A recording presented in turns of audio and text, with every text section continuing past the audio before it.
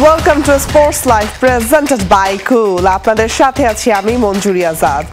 আগামী জুলাই অগাস্টে 3টি করে ওয়ানডে ও টি20 খেলতে বাংলাদেশে আসবে পাকিস্তান ক্রিকেট বোর্ডকে দেওয়া বাংলাদেশ ক্রিকেট বোর্ডের এমন প্রস্তাবে রাজি হয়েছে পিসিবি।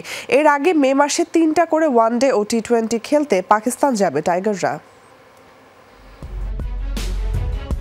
নিউজিল্যান্ডের বিপক্ষে হারের পর চ্যাম্পিয়ন্স ট্রফি থেকে বিদায় নিয়েছে বাংলাদেশ দল। বাংলাদেশের সাথে সাথে বিদায় নিশ্চিত হয়েছে স্বাগতিক পাকিস্তানেরও। 27 ফেব্রুয়ারি দুই দল খেলবে গ্রুপ পর্বে নিজেদের শেষ ম্যাচ। নিয়ম রক্ষার এই ম্যাচ শেষেই বাংলাদেশের বিমান ধরবেন নাজমুল হোসেন শান্তরা। তবে দ্রুতই আবার পাকিস্তানের মুখোমুখি হবে টাইগাররা।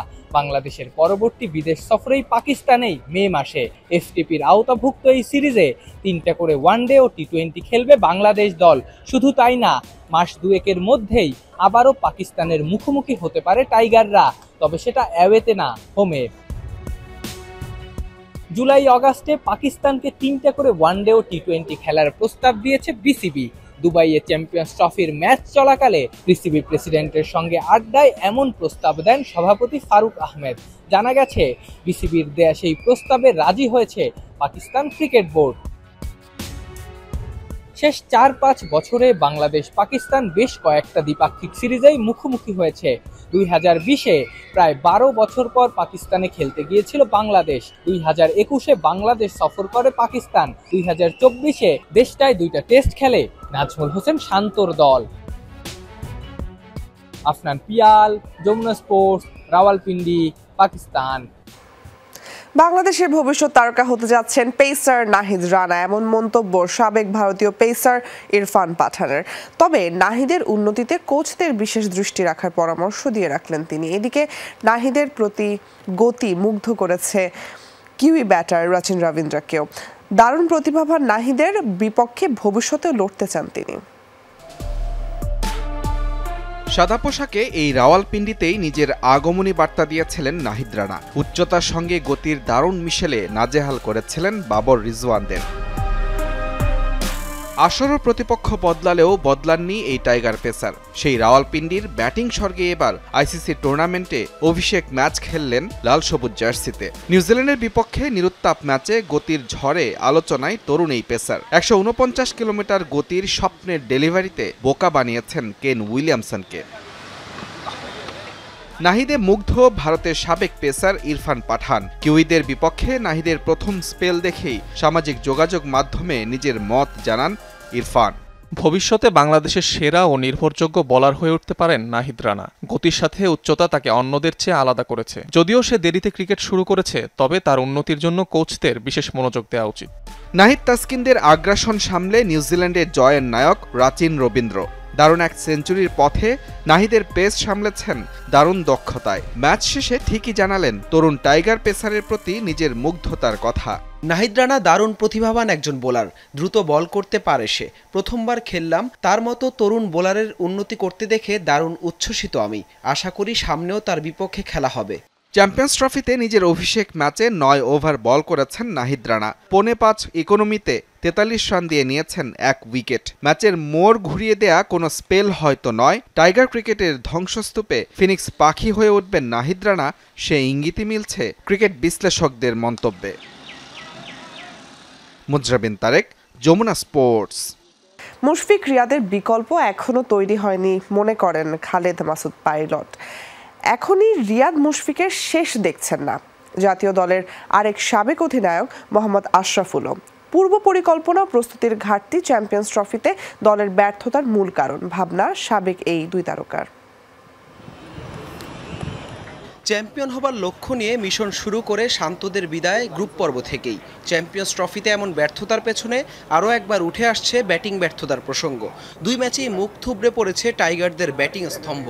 এমন সাদামাটা পারফরমেন্সে দর্শকদের পাশাপাশি হতাশ সাবেক ক্রিকেটাররাও। ব্যাটারদের যেমন দায় আছে, তেমনি আছে পূর্ব প্রস্তুতি আর পরিকল্পনার বড় ঘাটতি, এমনটাই মনে করেন সাবেক ক্রিকেটার খালেদ মাসুদ পাইলট।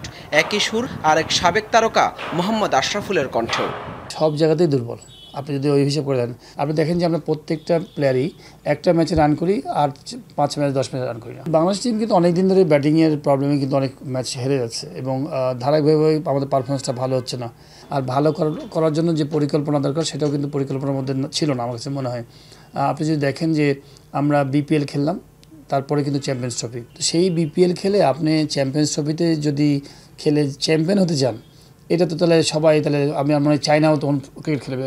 আমার মনে হয় ওয়ার্ল্ড চ্যাম্পিয়ন হতে হলে ওয়ার্ল্ড চ্যাম্পিয়নের মতো প্রিপারেশন লাগবে। প্রত্যেকবারই আপনি যদি দেখেন যে আমরা যখনই আইসিসি ইভেন্ট খেলতে যাই তার আগে কিন্তু আমাদের প্রিপারেশনটা ভালো হয় না।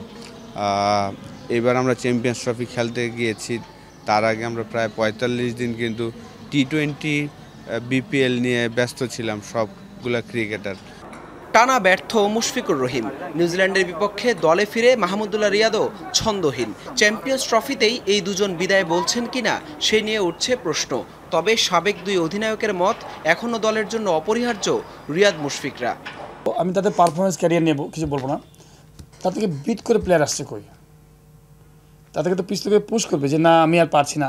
আমি ধরেন 100 মিটার দৌড়াচ্ছি, তো আমি 100 মিটারের মধ্যে আমি সামনেই আছি, তো আমার থেকে বিট করে কেউ আসছে না, তাহলে আমি কেন বসবো? মাহমুদুল্লাহকে নিয়ে এখন আমরা প্রশ্ন তুলছি, কিন্তু এক ম্যাচ আগেও কিন্তু তার টানা 4 ম্যাচে 4টা বড় বড় 50 আছে। তো এক ইনিংস ভালো না করার পরে আমরা সমালোচনা শুরু করেছি। এটাই আমাদের বিকজ অফ সে বিপিএল অতটা ভালো ক্রিকেট খেলে নাই। বিপিএলটা কিন্তু T20 ছিল। যারা এই ক্রিকেটের সাথে জড়িত আছেন ওনাদের আসলে একটু ভালো মতন যদি কাজ করতে পারতো তাহলে ভালো হতো। ওনাদেরই দায়টা বেশি আমি মনে করি। যদি আমরা ফরম্যাটটা যদি ভাগ করতে পারতাম যে এই কিছু প্লেয়ার আমরা টেস্টের জন্য বিবেচনা করব, তাকে আমরা ওয়ানডের জন্য করব, তাকে T20-র জন্য করব, তাহলে ভালো হতো। চ্যাম্পিয়ন্স ট্রফির আগে T20 ফরম্যাটের বিপিএল যেমন প্রভাব ফেলেছে, সেই সাথে কোনো ওয়ানডে সিরিজ খেলতে না পারাটাও টুর্নামেন্টের আগে দলকে ব্যাকফুটে রেখেছে, এমনটাই মনে করেন সাবেক এই দুই তারকা। হাসান আল মারুফ, যমুনা স্পোর্টস, ঢাকা। মুশফিক মাহমুদুল্লাহকে এখনও খেলতে দেখে অবাক দীনেশ কার্তিক। ভারতীয় এই সাবেক ক্রিকেটার ভেবেছিলেন 23-এর ভারত বিশ্বকাপের পরেই অবসরে যাবেন মুশিরিয়াদরা। শুধু তাই নয়, বিসিবির দিকেও আঙুল তুলেছেন কার্তিক। তার প্রশ্ন, বিশ্বের দ্বিতীয় ধনী বোর্ড হয়েও কেন ব্যর্থ বাংলাদেশ ক্রিকেট বোর্ড? শুরুটা 2005 সালের মেতে। বাংলাদেশের জার্সি গায়ে আন্তর্জাতিক ক্রিকেটে প্রায় 20 বছরের অভিজ্ঞতা মুশফিকুর রহিমের। ওডিআই ফরম্যাটে খেলছেন গত 19 বছর ধরে। এই গল্পে খুব বেশি পিছিয়ে নেই মাহমুদুল্লাহ রিয়াদও। 18 বছর ধরে লাল সবুজের জার্সিটা গায়ে রিয়াদের। ক্রিকেটে অভিজ্ঞতার দাম বরাবরই উপরে, কিন্তু ব্যাট হাতে যখন হয় একের পর এক ভুল শট সিলেকশন, বাঁচা মরার লড়াইয়ে মুশফিক যখন করেন 2 আর মাহমুদুল্লাহ 5 রান করে আউট হওয়ার পর যখন ছাড়েন ল্যাথামের সহজ ক্যাচ, তখন সেই অভিজ্ঞতাটা হয়ে যায় দলের জন্য বোঝা। অবাক সাবেক ভারতীয় ক্রিকেটার দীনেশ কার্তিকও। আমি ভেবেছিলাম 2023 বিশ্বকাপ শেষেই মুশফিক ও মাহমুদুল্লাহ অবসর নেবে, তবে তারা খেলা চালিয়ে যাওয়াটাকেই বেছে নিয়েছে। জানি না ওরা কতদিন খেলবে, খেললে আমি অবাক হব। অবশ্য তারা আমাকে অনেকবার অবাক করেছে, সম্ভবত আরও কিছুদিন খেলবে। তাওহিদ হৃদয়, জাকের আলীদের মতো ক্রিকেটারের উপর ভরসা রাখছেন কার্তিক। তার মতে বাংলাদেশের ক্রিকেটে সময় এসেছে তরুণদের জন্য জায়গা ছাড়ার। সাফল্য পেতে সময় লাগলেও সেটাই ভবিষ্যৎ। আমার মনে হয় কোনো না কোনো সময়ে তরুণদের জন্য জায়গাটা ছাড়তে হবে, কারণ এটা দলকে স্থিতিশীল করবে। প্রথম দিকে তারা হয়তো স্ট্রাগল করবে, তবে শেষে গিয়ে এটাই তাদের সাফল্য দেবে। 2026 সালে ভারতের T20 বিশ্বকাপ ও 2027 সালের ওয়ানডে বিশ্বকাপে ভালো করতে চাইলে এমনটাই হওয়া উচিত। বাংলাদেশকে বড় পরিসরে ভাবতে হবে। দীনেশ কার্তিক আঙুল তুলেছেন বাংলাদেশ ক্রিকেট বোর্ডের দিকেও। তার দাবি, ভারতীয় ক্রিকেট বোর্ডের পর বিসিবি একমাত্র বোর্ড যারা ঋণমুক্ত। সুতরাং অর্থনৈতিক সমস্যা নিয়ে অজুহাত দেওয়ার সুযোগ নেই বিসিবির, আর তাই সাফল্য না পাওয়ার বিষয়টি মেনে নেওয়া কঠিন। রঞ্জন শান্ত, যমুনা স্পোর্টস। চ্যাম্পিয়ন্স ট্রফিতে বিলাসিতার অনন্য নজির গড়েছে ভারত। নিজেদের চাওয়া মতো একই ভেন্যুতে সবকটি ম্যাচ খেলবে রোহিত কোহলিরা। অন্য দেশগুলোর সাথে এটাকে আইসিসির অন্যায় বলে দাবি করেছেন সাবেক ইংলিশ অধিনায়ক মাইকেল আথারটন। যেখানে অন্য দেশগুলোর ভেন্যু পরিবর্তনের পাশাপাশি আছে ভ্রমণ ক্লান্তি, সেখানে একই হোটেল আর একই ভেন্যুতে খেলে এই বিলাসিতার নজির গড়েছে ভারত, বলছেন আথারটন। আইসিসি ট্রফি মানেই ভারত যেন আলাদা কিছু।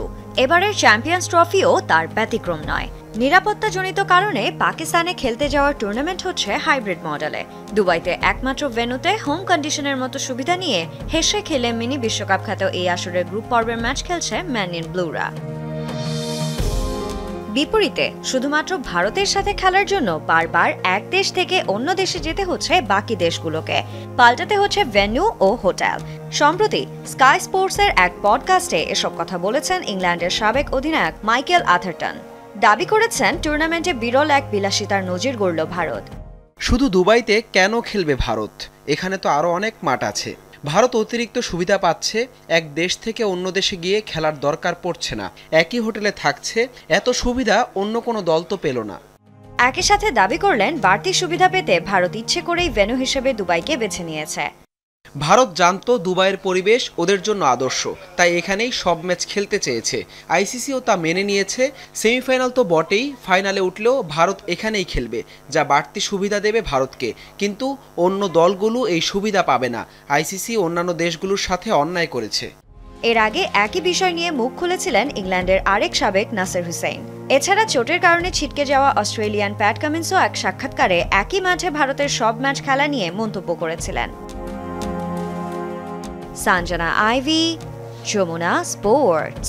নিউজিল্যান্ডের স্পিনারদের বিপক্ষে প্রচুর ডট বল দেওয়াটাই কাল হয়েছে বাংলাদেশি ব্যাটারদের জন্য। চাপে পড়ে রান রেট বাড়াতে গিয়ে উইকেট দিয়ে এসেছে হৃদয়, রিয়াদ, মুশফিকরা, বলছেন পাকিস্তানের সাবেক অধিনায়ক ওয়াকার ইউনুস। আরেক কিংবদন্তি ওয়াসিম আকরাম মুগ্ধ রানা তাসকিনের বোলিং দেখে। তবে ভারতীয় সাবেক ক্রিকেটার ওয়াসিম জাফর হতাশ আবারও আইসিসি ইভেন্টে বাংলাদেশের ব্যর্থতায়। সাম্প্রতিক সময়ে আইসিসি ইভেন্টে বাংলাদেশের ব্যর্থতার ধারাটা চলমান আছে। 2023 বিশ্বকাপের ভরাডুবির পর এবারের চ্যাম্পিয়ন্স ট্রফির গ্রুপ পর্বে থেকেই বিদায় ঘণ্টা বেঁধেছে বাংলাদেশের। কিন্তু কেন এবার ব্যর্থ হলো লাল সবুজের প্রতিনিধিরা? এই প্রশ্নের জবাবে মোটা দাগে একটাই উত্তর, ব্যাটিং। বরাবর বড় মঞ্চে রিয়াদ, মুশফিকদের মতো সিনিয়রদের ব্যর্থতায় হতাশ ভারতের সাবেক ওপেনার ওয়াসিম জাফর। বাংলাদেশের উপর সবসময় আইসিসি ইভেন্টের প্রত্যাশা থাকে, কিন্তু তারা হতাশ করে, বিশেষ করে ব্যাটাররা। এটা একটা বড় সমস্যা বাংলাদেশ বোর্ডের জন্য। এই উইকেটে 300 রান করা উচিত ছিল। এটা করতে পারলে তারা হয়তো জয় পেতে পারত। তানজিদ, সৌম্য, মুশফিক, মাহমুদুল্লাহ, মিরাজরা বড় ইভেন্টে ভালো করতে পারে না। এটা খুবই হতাশার। নিউজিল্যান্ড ম্যাচে ভালো শুরুর পর কেন ব্যর্থ হলো টাইগারদের মিডল অর্ডার, তার প্রধান কারণ খুঁজে বের করেছেন পাকিস্তানের সাবেক অধিনায়ক ওয়াকার ইউনুস। তার মতে ডট বল কাল হয়েছে বাংলাদেশের জন্য। 181 ডট বলের চাপে ভুল সিদ্ধান্ত নিয়েছে শান্ত, মুশফিক, হৃদয়রা। আমি খুবই মুগ্ধ হয়েছি তাসকিন ও নাহিদ রানার বোলিং দেখে। এত ছোট রান ডিফেন্ড করতে নেমে দারুণ লড়াই করেছে তারা। তাসকিনকে তো আমি লম্বা সময় ধরে দেখছি, কিন্তু রানা সাহেবকে প্রথমবার দেখলাম। দারুণ পেস, সুইং, লেন্থ, আক্রমণাত্মক মানসিকতা সবই আছে তার। সত্যি বলতে পেস বোলিংয়ে বাংলাদেশের ভবিষ্যৎ উজ্জ্বল, তবে বোর্ডের উইকেট নিয়ে কাজ করতে হবে। এই হতাশার মাঝেও বাংলাদেশ দলের বোলিং ডিপার্টমেন্ট খুব মনে ধরেছে পাকিস্তানি গ্রেট ওয়াসিম আকরামের। সুইংয়ের রাজা হিসেবে খ্যাত ওয়াসিমের মন জয় করেছে নাহিদ রানা, তাসকিন আহমেদরা। বাংলাদেশ ভালো শুরু পেয়েছিল। 2 ওপেনারের পর মিডল ওভারে স্পিনারদের বিপক্ষে প্রচুর ডট বল দিয়েছে বাংলাদেশের ব্যাটাররা, ফলে চাপ তৈরি হয়েছিল। সেটা দূর করতেই তারা অপ্রয়োজনীয় বাউন্ডারি হাঁকানোর চেষ্টা করেছে এবং উইকেট দিয়ে এসেছে। সিঙ্গেল নেওয়া শিখতে হবে তাদের। হাসিনুর রহমান, যমুনা স্পোর্টস। দর্শক, এই ছিল আজকের স্পোর্টস লাইভে। এতক্ষণ সাথে থাকার জন্য সবাইকে ধন্যবাদ। আল্লাহ হাফেজ।